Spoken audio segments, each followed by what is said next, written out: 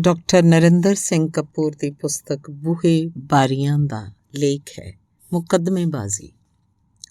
ਪੁਰਾਣੇ ਸਮਿਆਂ 'ਚ ਜਦੋਂ ਅਦਾਲਤਾਂ ਨਹੀਂ ਹੁੰਦੀਆਂ ਸਨ ਤਾਂ ਲੋਕ ਆਪਣੀ ਹਿੰਮਤ ਅਤੇ ਸਮਰੱਥਾ ਅਨੁਸਾਰ ਆਪਣੇ ਨਾਲ ਹੋਈ ਵਧੀਕੀ ਦਾ ਇਲਾਜ ਆਪ ਹੀ ਕਰ ਲਿਆ ਕਰਦੇ ਸਨ। ਇਸ ਸਮਾਜ ਬਾਰੇ ਕਿਹਾ ਜਾਂਦਾ ਸੀ ਕਿ ਉਦੋਂ ਇੱਟ ਦਾ ਜਵਾਬ ਪੱਥਰ ਨਾਲ ਦਿੱਤਾ ਜਾਂਦਾ ਸੀ। ਜਿਉਂ-ਜਿਉਂ ਆਪਸੀ ਸੁਰੱਖਿਆ ਦੇ ਉਦੇਸ਼ ਨਾਲ ਮਨੁੱਖ ਕਬੀਲਿਆਂ, ਕੌਮਾਂ, ਦੇਸ਼ਾਂ ਦਾ ਰੂਪ ਧਾਰਨ ਕਰਦਾ ਰਿਹਾ ਹੈ, ਤਿਉਂ-ਤਿਉਂ ਉਹਨੇ ਆਪਣੀਆਂ ਸਮਾਜਿਕ ਸਮੱਸਿਆਵਾਂ ਦੇ ਸਰਬ ਪ੍ਰਵਾਨਿਤ ਹੱਲ ਵੀ ਲੱਭਣੇ ਜਾਰੀ ਰੱਖੇ। ਉਦਾਹਰਣ ਵਜੋਂ ਜਦੋਂ ਤਕੜੇ ਧੀਆਂ ਚੁੱਕ ਕੇ ਲੈ ਜਾਂਦੇ ਸਨ ਤਾਂ ਇਸ ਸਮੱਸਿਆ ਦਾ ਹੱਲ ਵਿਆਹ ਦੀ ਪ੍ਰਥਾ 'ਚ ਸਾਹਮਣੇ ਆਇਆ, ਜਿਹੜਾ ਅਸਲ 'ਚ ਕਿਸੇ ਦੀ ਧੀ ਕੱਢ ਲਿਆਉਣ ਦਾ ਹੀ ਸਨਮਾਨਿਤ ਰੂਪ ਹੁੰਦਾ ਹੈ। ਹਰ ਸਮਾਜ ਵਿੱਚ ਝਗੜੇ ਸੁਭਾਵਕ ਹਨ। ਜਿੱਥੇ ਸਮਾਜ ਨਿਰਧਾਰਤ ਲੀਹਾਂ ਉੱਤੇ ਉਸਰਿਆ ਹੋਵੇ, ਉੱਥੇ ਭੈੜੇ ਕੰਮ ਕਰਨ ਵਾਲੇ ਵਿਅਕਤੀ ਪ੍ਰਤੀ ਸਮਾਜ ਦੀ ਅਪਰਵਾਨਗੀ ਦੂਜੇ ਵਿਅਕਤੀਆਂ ਨੂੰ ਉਸ ਪਗਡੰਡੀ 'ਤੇ ਟੁਰਨ ਤੋਂ ਰੋਕਣ ਦਾ ਰੋਲ ਅਦਾ ਕਰਦੀ ਹੈ। ਪਰ ਜਿੱਥੇ ਅਜੇ ਸਮਾਜ ਪੁਰਾਣੀਆਂ ਲੀਹਾਂ ਉੱਤੇ ਹੀ ਚੱਲ ਰਿਹਾ ਹੋਵੇ, ਉੱਥੇ ਮੁਜਰਮ ਪ੍ਰਤੀ ਸਮਾਜ ਦਾ ਵਿਹਾਰ ਵੀ ਪੁਰਾਤਨ ਕਿਸਮ ਦਾ ਹੋਏਗਾ। ਉੱਥੇ ਅਜੇ ਵੀ ਲੋਕ ਆਪਣੇ ਨਾਲ ਹੋਈਆਂ ਵਧੀਕੀਆਂ ਦਾ ਆਪੇ ਨਿਪਟਾਰਾ ਕਰ ਲੈਂਦੇ ਹਨ। ਇਹੀ ਕਾਰਨ ਹੈ ਕਿ ਅਜਿਹੇ ਸਮਾਜਾਂ ਵਿੱਚ ਕਤਲ, ਮਾਰ-ਧਾੜ, ਖੋਹ-ਖਿੱਚ ਆਦਿ ਵਰਤਾਰੇ ਜੀਵਨ ਦਾ ਇੱਕ ਭਾਗ ਹਨ।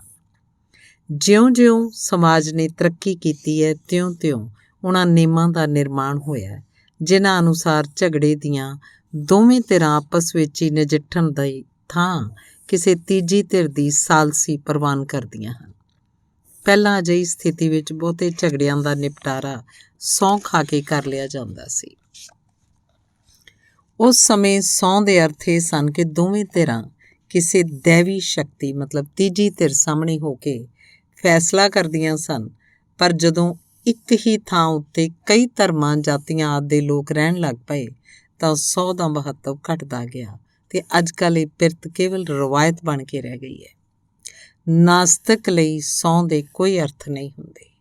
ਸ਼ੁਰੂ ਵਿੱਚ ਹਰ ਜੁਰਮ ਦਾ ਮੁਆਵਜ਼ਾ ਨਿਰਧਾਰਤ ਸੀ, ਜਿਹੜਾ ਮੁਜਰਮ ਆਪੇ ਤਾਰ ਦਿੰਦਾ ਸੀ। ਪਰ ਜਦੋਂ ਇਹ ਕੁਝ ਕਰਨਾ ਕਰਾਉਣਾ ਕਠਿਨ ਹੋ ਗਿਆ ਤਾਂ ਸੁਭਾਵਕ ਹੀ ਅਦਾਲਤ, ਪੁਲਿਸ, ਥਾਣੇ, ਜੇਲ੍ਹ ਆਦਿ ਦਾ ਨਿਰਮਾਣ ਹੋਇਆ, ਜਿਨ੍ਹਾਂ ਨੂੰ ਦੂਹਰਾ ਰੋਲ ਅਦਾ ਕਰਨ ਦੀ ਜ਼ਿੰਮੇਵਾਰੀ ਦਿੱਤੀ ਗਈ, ਅਰਥਾਤ ਮੁਜਰਮ ਨੂੰ ਫੜਨਾ ਅਤੇ ਸਜ਼ਾ ਦੇਣੀ ਅਤੇ ਮਜ਼ਲੂਮ ਨੂੰ ਉਹਦਾ ਹੱਕ ਅਰਥਾਤ ਇਨਸਾਫ ਦਿਵਾਉਣਾ।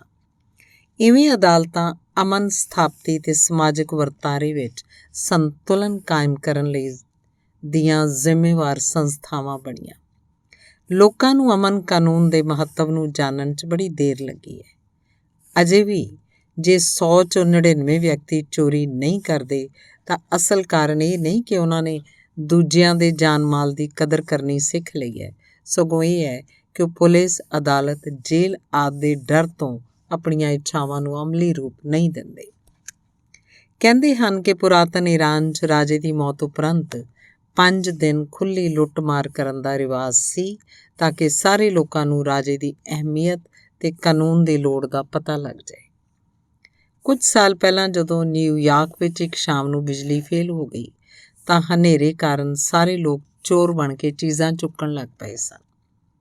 ਮੁਕੱਦਮੇਬਾਜ਼ੀ ਇੱਕ ਦੰਗਲ ਹੈ ਜਿਸ 'ਚ ਦੋਵੇਂ ਧਿਰਾਂ ਆਪਣੇ ਪਹਿਲਵਾਨਾਂ ਮਤਲਬ ਵਕੀਲਾਂ ਨੂੰ ਲੜਾਉਂਦੀਆਂ। ਇਸ ਦੰਗਲ 'ਚ ਸਰੀਰ ਦੀ ਥਾਂ ਦਿਮਾਗ ਭਿੜਦੇ ਹਨ, ਲਾਠੀ ਮੁੱਕੇ ਦੀ ਥਾਂ ਦਲੀਲਾਂ ਲੜਦੀਆਂ ਹਨ ਅਤੇ ਜੱਜ ਦੋਵੇਂ ਧਿਰਾਂ ਵਿਚਕਾਰ ਰੈਫਰੀ ਦਾ ਰੋਲ ਅਦਾ ਕਰਦਾ ਹੈ। ਹਰ ਖੇਤਰ ਵਿੱਚ ਸਾਡਾ ਹਰ ਪ੍ਰਕਾਰ ਦਾ ਕੰਮ ਕਰਨ ਲਈ ਪੇਸ਼ਾਵਰ ਵਿਅਕਤੀ ਪੈਦਾ ਹੋ ਗਏ ਹਨ।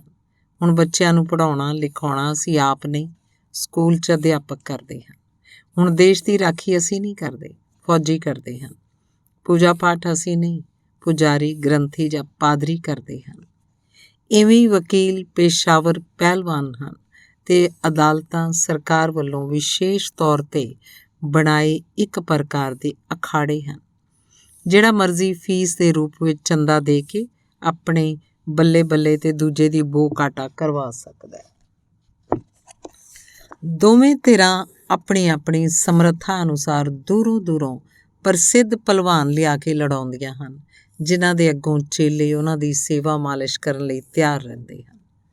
ਦੰਗਲ ਵਾਂਗ ਹੀ ਪੈਂਤੜੇ ਬਦਲੇ ਜਾਂਦੇ ਹਨ, ਦਾਅ ਪੇਚ ਖੇਡੇ ਜਾਂਦੇ ਹਨ। ਦੋਵੇਂ ਧਿਰਾਂ ਇੱਕ ਦੂਜੀ ਦੀਆਂ ਕਮਜ਼ੋਰੀ ਦਾ ਲਾਭ ਉਠਾਉਣ ਦਾ ਯਤਨ ਕਰਦੀਆਂ ਹਨ। ਦੋਵੇਂ ਧਿਰਾਂ ਜੱਜ ਦਾ ਦਿਲ ਦਿਮਾਗ ਜਿੱਤਣ ਦਾ ਉਪਰਾਲਾ ਕਰਦੀਆਂ ਹਨ ਤੇ ਅੰਤ ਨੂੰ ਜੱਜ ਇੱਕ ਧਿਰ ਦੇ ਗਲੇ 'ਚ ਆਪਣੇ ਫੈਸਲੇ ਦੀ ਜੈਮਾਲਾ ਪਾ ਦਿੰਦਾ ਹੈ।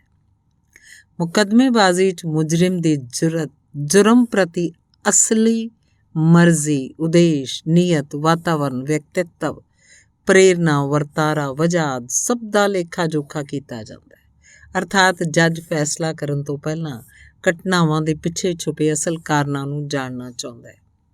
ਦੂਜੇ ਪਾਸੇ ਜੱਜ ਦਾ ਆਪਣਾ ਹਾਜ਼ਮਾ, ਉਹਦੀ ਮਾਨਸਿਕ ਸਥਿਤੀ, ਉਹਦਾ ਮੁਜਰਿਮ ਤੇ ਗਵਾਹਾਂ ਪ੍ਰਤੀ ਦ੍ਰਿਸ਼ਟੀਕੋਣ, ਉਹਨਾਂ ਦੇ ਹਾਵ ਭਾਵ, ਵਰਤਾਰਾ, ਤੌਰ ਤਰੀਕਾ ਆਦਿ ਨਿਰਣੇ ਤੱਕ ਪਹੁੰਚਣ 'ਚ ਸਹਾਈ ਹੁੰਦੇ ਹਨ। ਜੇਕਰ ਕਿਸੇ ਕਾਰਨ ਜੱਜ ਦੇ ਮਨ 'ਚ ਅਸ਼ਾਂਤੀ ਹੋਵੇ ਤਾਂ ਉਹ ਕਈ ਮਹੱਤਵਪੂਰਨ ਤੱਥਾਂ ਨੂੰ ਨਜ਼ਰਅੰਦਾਜ਼ ਕਰ ਸਕਦਾ ਹੈ। ਜੱਜ ਸਾਹਮਣੇ ਪੇਸ਼ ਕੀਤੇ ਤੱਥਾਂ ਦਾ ਪ੍ਰਭਾਵ ਜੱਜ ਦੀ ਆਪਣੀ ਸਥਿਤੀ ਅਨੁਸਾਰ ਹੀ ਉਸ ਉੱਤੇ ਪਏਗਾ। ਇੱਕ ਜੱਜ ਦੀ ਆਪਣੀ ਧੀ ਦੇ ਤਲਾਕ ਦਾ ਮੁਕੱਦਮਾ ਚੱਲ ਰਿਹਾ ਹੋਵੇ ਤਾਂ ਉਹਦਾ ਉਸ ਸਾਹਮਣੇ ਪੇਸ਼ ਕਿਸੇ ਹੋਰ ਦੇ ਤਲਾਕ ਦੇ ਮੁਕੱਦਮੇ ਉੱਤੇ ਅਸਰ ਪੈਣਾ ਸੁਭਾਵਕ ਹੈ। ਜੱਜ ਦੀ ਮਾਨਸਿਕ ਸਥਿਤੀ ਉੱਤੇ ਨਿਰਭਰ ਕਰਦਾ ਹੈ ਕਿ ਉਹ ਅਪਰਾਧ ਪ੍ਰਤੀ ਅਪਣਾਏ ਆਪਣੇ ਰੁਖ ਅਨੁਸਾਰ ਦੋਸ਼ੀ ਨੂੰ ਛੱਡ ਦੇ ਜਾਂ ਅੰਦਰ ਕਰ ਦੇ।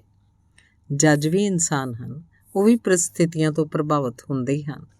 ਸਾਰੀਆਂ ਸੰਬੰਧਿਤ ਧਿਰਾਂ ਦਾ ਵਰਤਾਰਾ ਮਨੋਵਿਗਿਆਨਕ ਹੁੰਦਾ ਹੈ।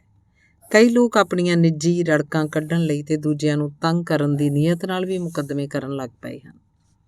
ਮੁਕੱਦਮੇਬਾਜ਼ੀ ਇੱਕ ਮਹਿੰਗੀ ਆਯਾਸ਼ੀ ਬਣਦੀ ਜਾ ਰਹੀ ਹੈ। ਵਕੀਲ ਜਾਣਬੁੱਝ ਕੇ ਆਮ ਲੋਕਾਂ ਨੂੰ ਕਾਨੂੰਨ ਦੀ ਅਸਲੀਅਤ ਨਹੀਂ ਦੱਸਣਾ ਚਾਹੁੰਦੇ। ਉਹ ਅਕਸਰ ਆਪਣੀ ਵਰਦੀ ਰਾਹੀਂ, ਗੁੰਝਲਦਾਰ ਤਕਨੀਕੀ ਬੋਲੀ ਤੇ ਸ਼ਬਦਾਵਲੀ ਰਾਹੀਂ ਤੇ ਗੁੰਝਲਦਾਰ ਜ਼ਾਬਤੇ ਰਾਹੀਂ ਆਮ ਲੋਕਾਂ ਦੀ ਕਾਨੂੰਨ ਪ੍ਰਤੀ ਅਗਿਆਨਤਾ ਦਾ ਭਰਪੂਰ ਲਾਭ ਉਠਾਉਂਦੇ ਹਨ।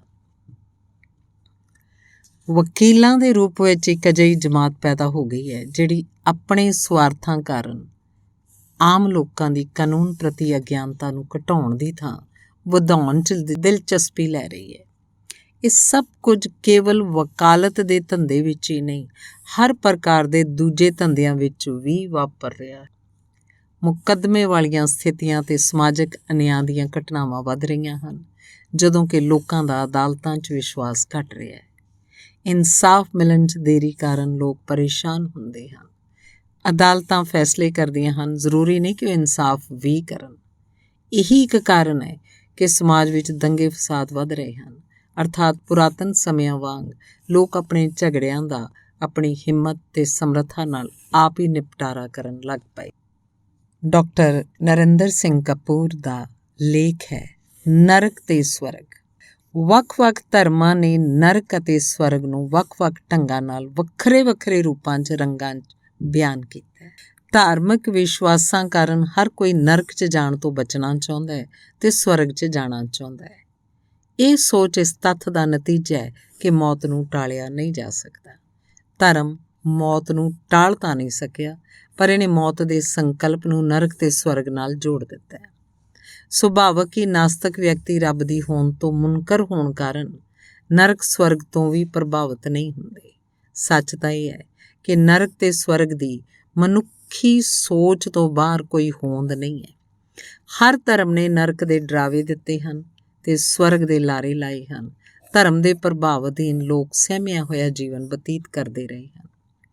ਭਾਰਤ ਵਿੱਚ ਹਜ਼ਾਰਾਂ ਸਾਲ ਤਪੱਸਿਆ ਕੀਤੀ ਜਾਂਦੀ ਰਹੀ ਹੈ ਤਾਂ ਕਿ ਮੁਕਤੀ ਪ੍ਰਾਪਤ ਕੀਤੀ ਜਾ ਸਕੇ, ਪਰ ਕਿਸੇ ਨੇ ਕਿਸੇ ਨੂੰ ਨਹੀਂ ਪੁੱਛਿਆ ਕਿ ਭਾਈ ਤੁਹਾਨੂੰ ਇਸ ਜੀਵਨ 'ਚ ਤਕਲੀਫ ਕੀ ਹੈ।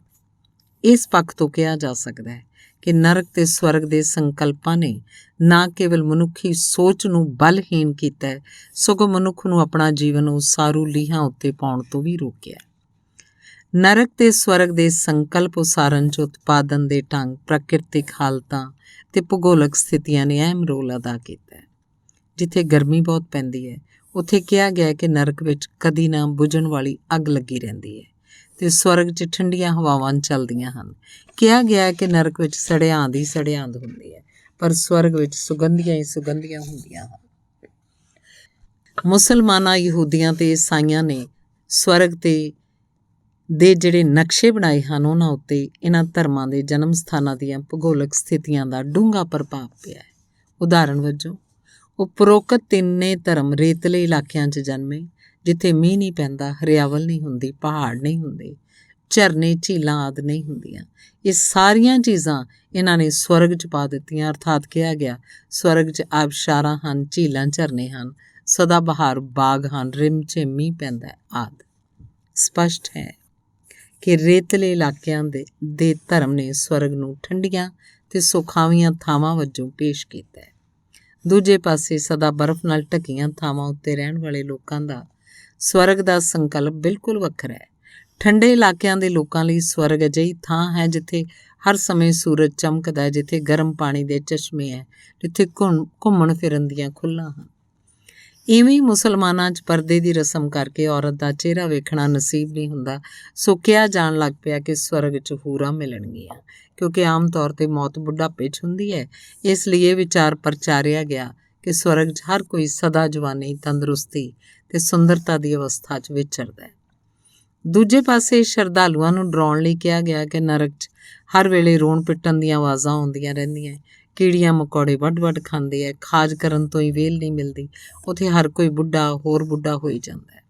ਸਪਸ਼ਟ ਹੈ ਧਰਮ ਨੇ ਨਰਕ ਦੇ ਸੰਕਲਪ ਵਿੱਚ ਉਹ ਸਾਰੇ ਦੁੱਖ ਪਾ ਦਿੱਤੇ ਹੈ ਜਿਨ੍ਹਾਂ ਦਾ ਸਾਹਮਣਾ ਸ਼ਰਧਾਲੂਆਂ ਨੂੰ ਜੀਵਨ ਭਰ ਆਪਣੀ ਉਪਜੀਵਕਾ ਕਮਾਉਣ ਲਈ ਕਰਨਾ ਪੈਂਦਾ ਹੈ, ਅਤੇ ਸਵਰਗ 'ਚ ਉਹ ਸਾਰੇ ਸੁੱਖ ਪਾ ਦਿੱਤੇ ਹੈ ਜਿਨ੍ਹਾਂ ਲਈ ਸ਼ਰਧਾਲੂਆਂ ਦਾ ਦਿਲ ਤੰਗਦਾ ਰਹਿੰਦਾ ਹੈ।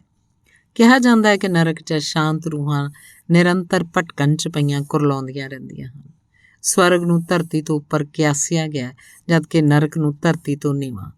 ਅਸਮਾਨ ਆਸਾਂ ਉਮੀਦਾਂ ਦਾ ਪ੍ਰਤੀਕ ਹੁੰਦਾ ਹੈ, ਜਦਕਿ ਖੂਹ ਨਰਕ ਦਾ ਪ੍ਰਤੀਕ ਹੈ। ਅਸਮਾਨ ਵਿੱਚ ਚਾਨਣਾ, ਖੁੱਲ੍ਹ ਤੇ ਸੁਤੰਤਰਤਾ ਹੈ, ਜਦਕਿ ਖੂਹ 'ਚ ਹਨੇਰਾ, ਸਲਾਬ ਤੇ ਤੰਗੀ ਹੁੰਦੀ ਹੈ। ਨਰਕ ਤੇ ਸਵਰਗ ਦਾ ਸੰਕਲਪ ਜਿਉਂਦਿਆਂ ਨੂੰ ਮਰਿਆਂ ਨਾਲੋਂ ਤੇ ਇਸ ਸੰਸਾਰ ਨੂੰ ਦੂਜੇ ਸੰਸਾਰ ਨਾਲੋਂ ਨਿਖੇੜਨ ਲਈ ਵੀ ਵਰਤਿਆ ਜਾ ਰਿਹਾ ਹੈ। ਨਰਕ ਦੰਡ ਦਾ ਪ੍ਰਤੀਕ ਹੈ, ਜਦਕਿ ਸਵਰਗ ਇੱਕ ਪ੍ਰਕਾਰ ਦਾ ਇਨਾਮ ਹੈ। ਇਹਨਾਂ ਅਰਥਾਂ 'ਚ ਹੀ ਅਸੀਂ ਜੀਵਨ 'ਚ ਨਰਕ ਤੇ ਸਵਰਗ ਸ਼ਬਦਾਂ ਦੀ ਵਰਤੋਂ ਕਰਦੇ ਰਹਿੰਦੇ ਹਾਂ। ਮਰਨ ਉਪਰੰਤ ਵਿਛੜੀ ਰੂਹ ਦੀ ਆਤਮਾ ਦੀ ਸ਼ਾਂਤੀ ਲਈ ਕੀਤੀ ਜਾਣ ਵਾਲੀ ਅਰਦਾਸ ਦਾ ਆਧਾਰ ਵੀ ਇਹ ਹੈ ਕਿ ਸੰਗਤ ਅਰਦਾਸ ਰਾਹੀਂ ਗੁਰੂ ਮਹਾਰਾਜ ਨੂੰ ਸਿਫਾਰਿਸ਼ ਕਰਦੀ ਹੈ ਕਿ ਵਿਛੜੀ ਰੂਹ ਨੂੰ ਆਪਣੇ ਚਰਨਾਂ 'ਚ ਨਿਵਾਸ ਬਖਸ਼ਣਾ।